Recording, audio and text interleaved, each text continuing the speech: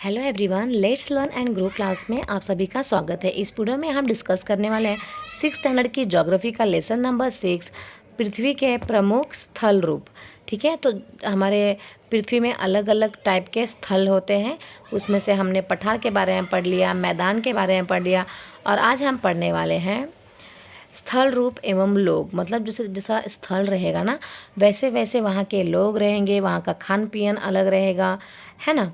तो अगर हम स्थल रूपों की बात करें तो बहुत सारे विभिन्नता पाई जाती है ना। अलग अलग एरिया में अलग अलग प्रकार के मानव जो होते हैं वो विभिन्न प्रकार का जीवन यापन करते हैं। जो लोग पठार में रहेंगे, जो लोग पहाड़ में रहेंगे उनका जीवन अलग होगा। जो लोग पठार वाले एरिया में रहेंगे उनका जीवन अलग होगा। जो मैदान वाले क्षेत्र में रहते हैं उनका जीवन जीने का तरीका अलग होगा, है ना। जो पर्वतीय क्षेत्र में रहते हैं उनका जीवन कठिन होता है, और जो मैदानी क्षेत्र में रहता है उनका जो जीवन होता है वो पर्वतीय क्षेत्र में रहने वालों के तुलना में काफ़ी सरल होता है ना। अगर यूपी बिहार की बात करो तो बहुत आसानी से ज़िंदगी जीते हैं ये लोग। बट अगर हम उत्तराखंड की बात करें तो वहाँ पे बहुत कठिनाई से वहाँ के लोग जो है रहते हैं। पानी की फैसिलिटीज़ नहीं है, कहीं आने जाने की फैसिलिटीज़ नहीं है। ठीक है, मैदानों में क्या होता है, जो फसलें उगाना, घर बनाना, सड़कें बनाना, ये सब काफ़ी आसान होता है। वही अगर हम पर्वतीय क्षेत्र में बात करें तो ये सारी चीज़ें बहुत डिफ़िकल्ट है ना। तो विभिन्न प्रकार के जो स्थल रूप होते हैं वहाँ पे जो रहने वाले लोगों का जो रहन सहन होता है उसमें काफ़ी अंतर होता है ना।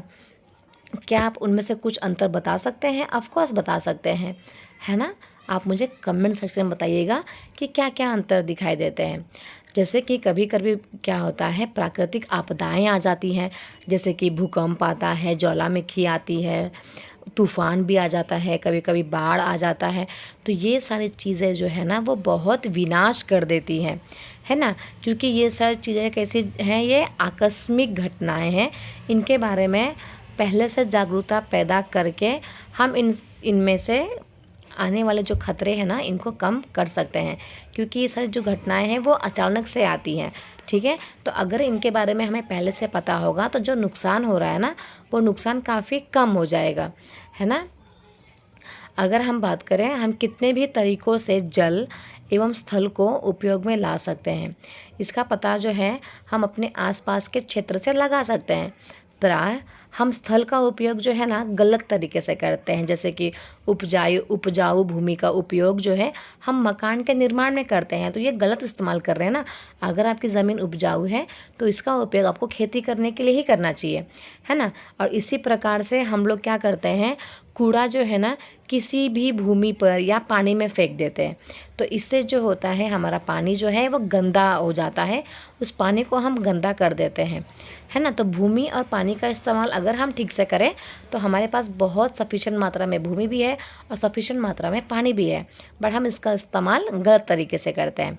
ठीक है, हमें प्रकृति के इस महत्वपूर्ण वरदान का उपयोग इस प्रकार नहीं करना चाहिए। गलत इस्तेमाल हमको इसका नहीं करना चाहिए। ठीक है, उपलब्ध भूमि जो होती है ना केवल हमारी ही उपयोग के लिए नहीं है, ये हमारा कर्तव्य है कि जो भी आने वाली पीढ़ी है उसके लिए भी हम पृथ्वी को सुरक्षित रखें, है ना।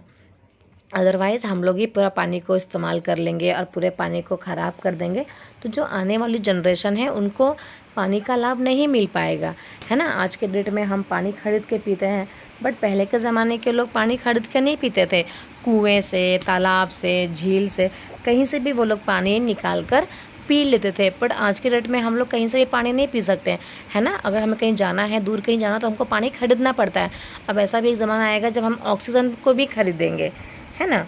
तो हमको पृथ्वी की रक्षा आज से ही करनी होगी ताकि आने वाली जनरेशन को भी इसका लाभ मिल सके, है ना। देखिए, अब यहाँ पे आप देख सकते हो कि जो प्लेटू वाला एरिया है ये है डेजर्ट वाला एरिया, है ना। ये रिवर के ऊपर देखो बोट चल रही है, और ये है कोस्टल एरिया, ये देखो केरला का प्लेस। तो ये सारी जो है आपके डिफरेंट लैंड्स है। तो ये चैप्टर यहीं पे ख़त्म होता है। वीडियो अच्छी लगेगी तो कमेंट सेक्शन में ज़रूर बताइएगा, लाइक कमेंट शेयर ज़रूर कीजिएगा, चैनल को सब्सक्राइब भी कर लीजिएगा। मिलते हैं नेक्स्ट क्लास में। Thank you so much everyone.